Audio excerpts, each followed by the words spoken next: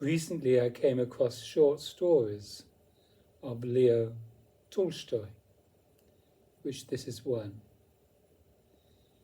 It's about a group of people coming together, arguing about the existence of God and telling one another that their faith is the correct one. This is a few centuries ago.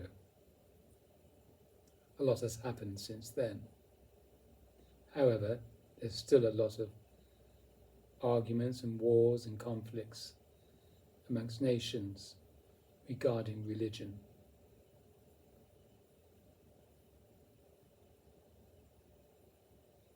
Enjoy.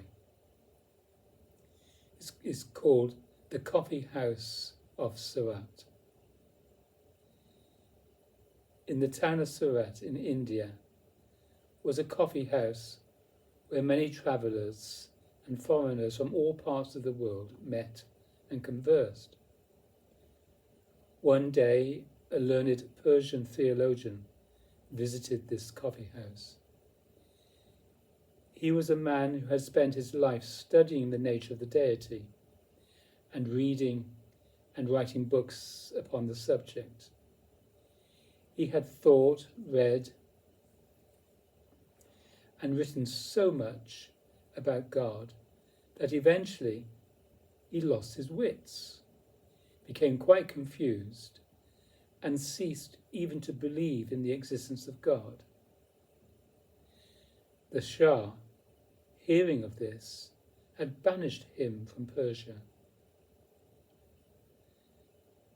After having argued all his life about the first cause, this unfortunate theologian had ended by quite perplexing himself, and instead of understanding that he had lost his own reason, he began to think that there was no higher reason controlling the universe. This man had an African slave who followed him everywhere. When the theologian entered the coffee house, the slave remained outside, and the door, sitting on a stone in the glare of the sun and driving away the flies that buzzed around him.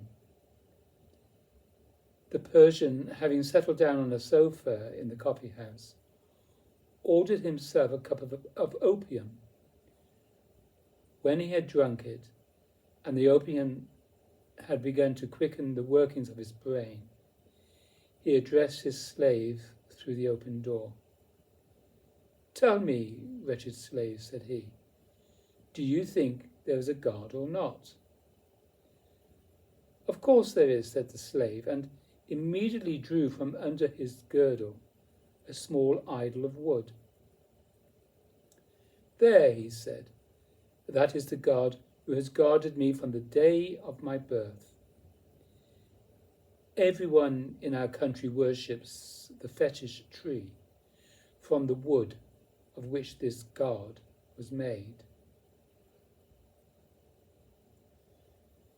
This conversation between the theologian and his slave was listened to with surprise by the other guests in the coffee house. They were astonished at the master's question, and yet more so at the slave's reply. One of them, a Brahmin, on hearing the words spoken by the slave, turned to him and said, "Miserable fool, is it possible you believe that God can be carried under a man's girdle? There is one God, Brahman, and he is greater than the whole world, for he created it. Brahman is the one, the mighty God, and in his honour are built the temples on the Ganges banks, where his true priests, the Brahmins, worship him. They know the true God, and none but they. 1,000 score of years have passed, and yet through revolution after revolution, these priests have held their sway, because Brahman, the one true God, has protected them. So spoke the Brahmin, thinking to convince everyone. But a Jewish broker who was present replied to him and said, "No, the temple of the true God is not in India. Neither does God protect the Brahmin caste. The true God is not the God of the Brahmins, but of Abraham, Isaac, and Jacob. None does he protect but his chosen people, the Israelites. From the commencement of the world, our nation has been beloved of him, and ours alone. If we are now scattered over the whole earth, it is but to try us. For God has promised that he will one day gather his people together in Jerusalem. Then, with the temple of Jerusalem, the wonder of the ancient world, restored to its splendour, shall Israel be established a ruler over all nations." So spoke the Jew, and burst into tears. He wished to say more, but an Italian missionary who was there interrupted him. "What are you saying is untrue," said he to the Jew. "You attribute injustice to God. He cannot love your nation above the rest. Nay, rather, even if it be true that of old he favoured the Israelites, it is now 1900 years since they angered him and caused him to destroy their nation and scatter them over the earth, so that their faith makes no converts and has died out, except here and there. God shows preference to no nation, but calls all who wish to be saved to the bosom of the Catholic Church of Rome, the one outside whose borders no salvation can be found." So spoke the Italian. But a Protestant minister who happened to be present, growing pale, turned to the Catholic missionary and exclaimed, "How can you say that salvation belongs to your religion? Those only will be saved who serve God according to the gospel, in spirit and in truth, as bidden by the word of Christ." Then a Turk, an office holder in the custom house of Surat, who was sitting in the coffee house smoking a pipe, turned with an air of superiority to both the Christians. "Your belief in your Roman religion is vain," said he. "It was superseded 1200 years ago by the true faith, that of Mohammed. You cannot but observe how the true Mohammedan faith continues to spread, both in Europe and Asia, and even in the enlightened country of China. You say yourselves that God has rejected the Jews, and, as a proof, you quote the fact that the Jews are humiliated and their faith does not spread. Confess, then, the truth of Mohammedanism, for it is triumph and spreads far and wide. None will be saved but the followers of Mohammed, God's latest prophet, and of them only the followers of Omar, and not of Ali, for the latter are false to the faith." To this, the Persian theologian, who was of the sect of Ali, wished to reply. But by this time a great dispute had arisen among the strangers of different faiths and creeds present. There were Abyssinian Christians, Lamas from Tibet, Ismailians and fire worshippers. They all argued about the nature of God and how he should be worshipped. Each of them asserted that in his country alone was the true God known and rightly worshipped. Everyone argued and shouted except a Chinaman, a student of Confucius, who sat quietly in one corner of the coffee house, not joining in the dispute. He sat there drinking tea and listening to what the others said, but did not speak himself.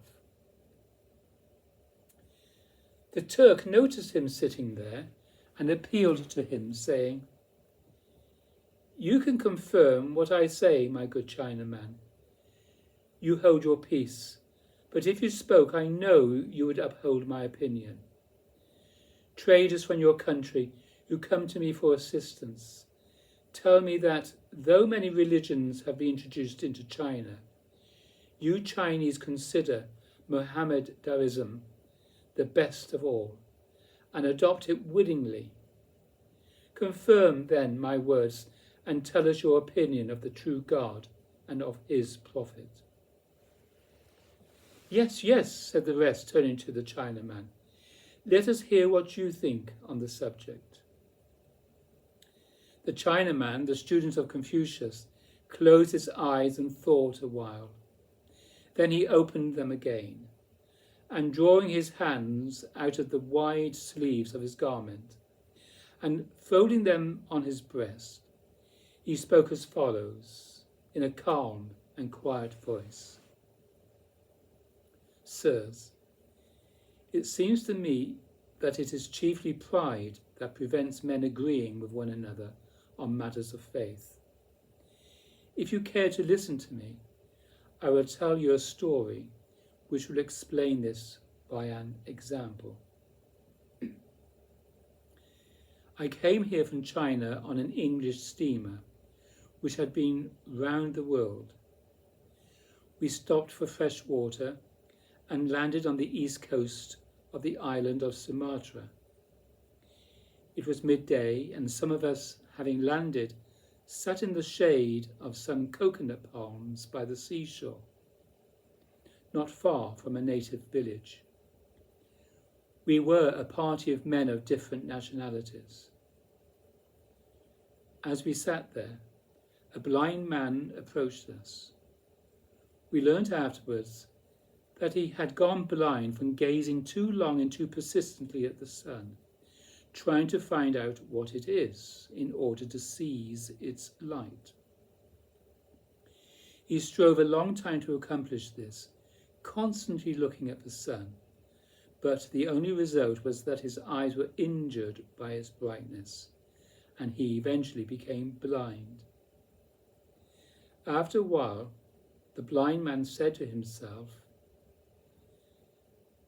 "The light of the sun is not a liquid, for if it were a liquid, it would be possible to pour it from one vessel into another, and it would be moved like water by the wind. Neither is it fire, for if it were fire, water would extinguish it. Neither is it light a spirit. Neither is light a spirit, for it is seen by the eye. Nor is it matter, for it cannot be moved. Therefore, as the light of the sun is neither liquid, nor fire, nor spirit, nor matter, it must be nothing." So he argued that it was nothing. And as a result of always looking at the sun and always thinking about it, he lost both his sight and his reason. And when he went quite blind, he became very convinced that the sun did not exist. With this blind man came a slave, who, after placing his master in the shade of a coconut tree, picked up a coconut from the ground and began making it into a nightlight. He twisted a wick from the fibre of the coconut, squeezed oil from the nut into the shell, and soaked the wick in it.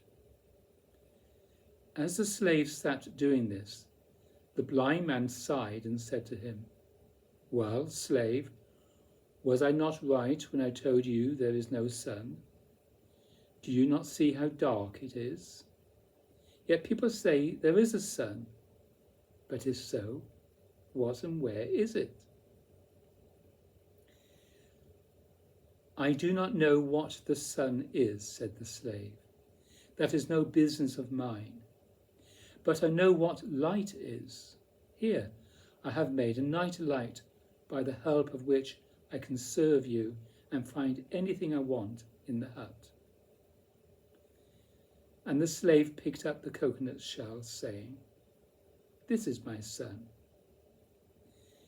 The lame man with crutches, who was sitting nearby, heard these words and laughed.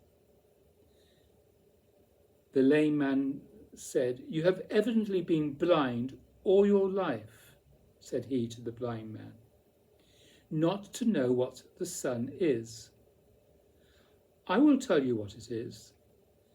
The sun is a ball of fire, which rises every morning out of the sea and goes down again among the mountains of our island each evening.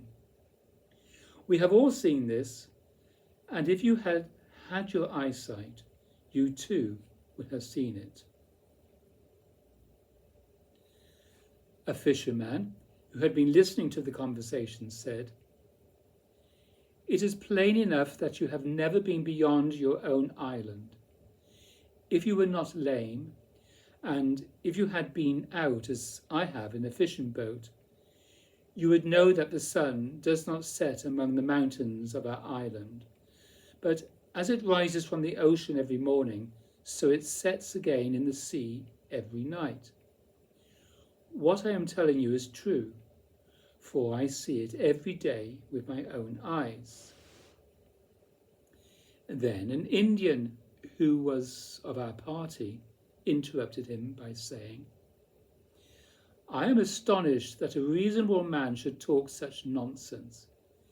How can a ball of fire possibly descend into the water and not be extinguished? The sun is not a ball of fire at all. It is the deity named Deva, who rides forever in a chariot round the golden mountain Meru. Sometimes the evil serpents Ragu and Ketu attack Deva and swallow him, and then the earth is dark. But our priests pray that the deity may be released, and then he is set free. Only such ignorant men as you, who have never been beyond their own island, can imagine that the sun shines for their country alone. Then the master of an Egyptian vessel who was present spoke in his turn. No, he said, you are also wrong. The sun is not a deity and does not move only round India and its golden mountain. I have sailed much on the Black Sea and along the coast of Arabia, and have been to Madagascar and to the Philippines. The sun lights the whole earth and not India alone.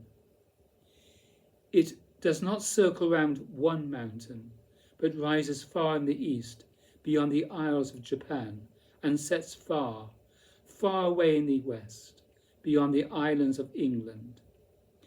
That is why the Japanese call their country Nippon, that is, the birth of the sun. I know this well, for I have myself seen much and heard more from my grandfather, who sailed to the very ends of the earth. He would have gone on, but an English sailor from our ship interrupted him. There is no country, he said, where people know so much about the sun's movements as in England. The sun, as everyone in England knows, rises nowhere and sets nowhere. It is always moving round the earth. We can be sure of this, for we have just been round the world ourselves, and nowhere knocked up against the sun. Wherever we went, the sun showed itself in the morning and hid itself at night, just as it does here.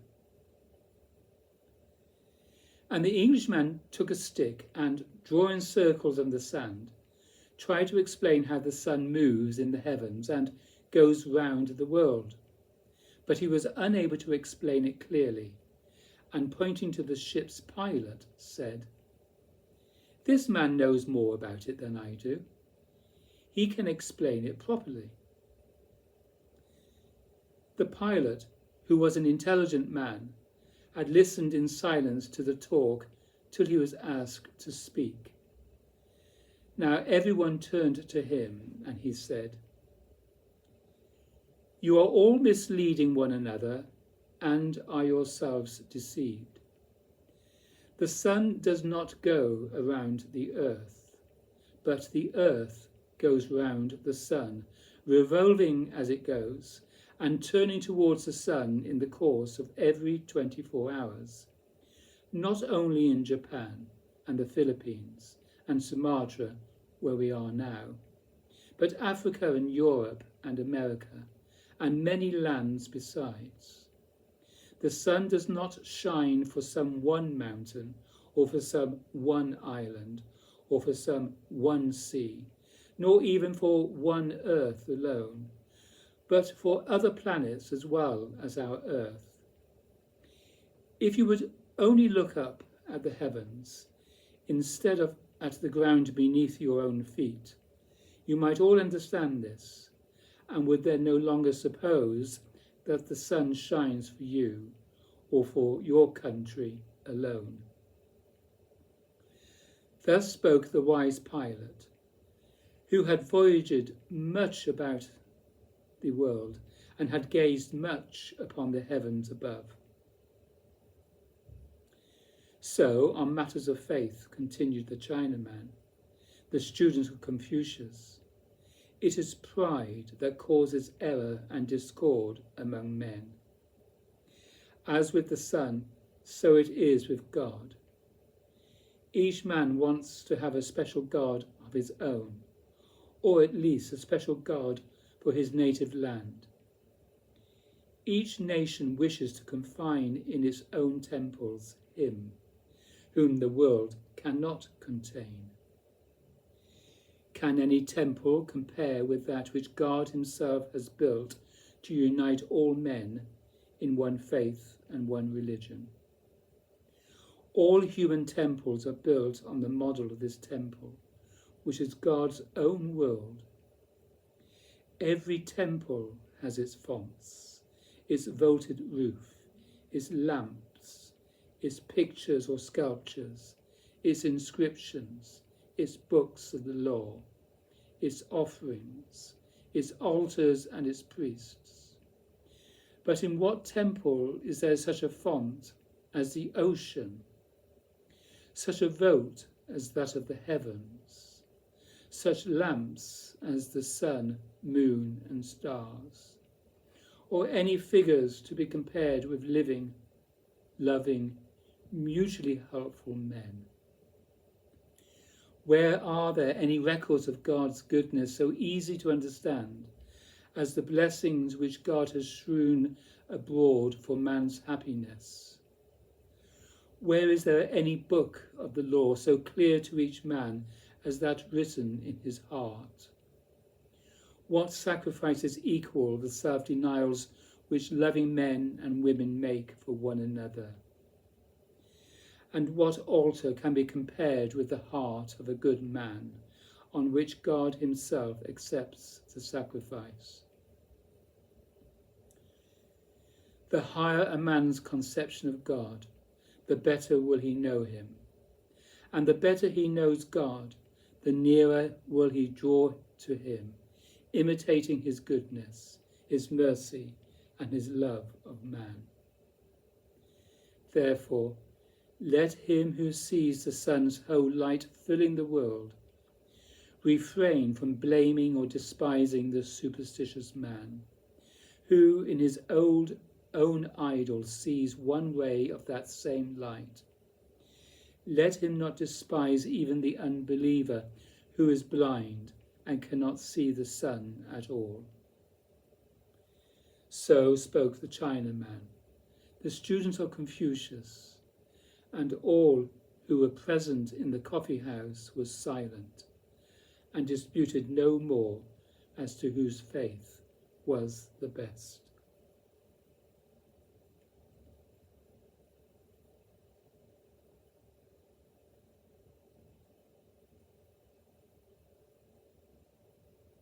Thank you for listening. Pride, arrogance,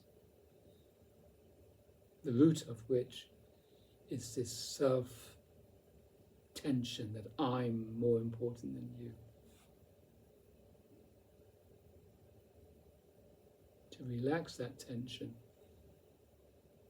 is to fall into the heart.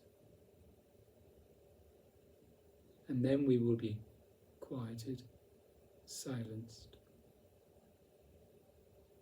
amongst one another, becoming intimate with one another and enjoying one another's company as God would intend. Thank you, Leo Tolstoy.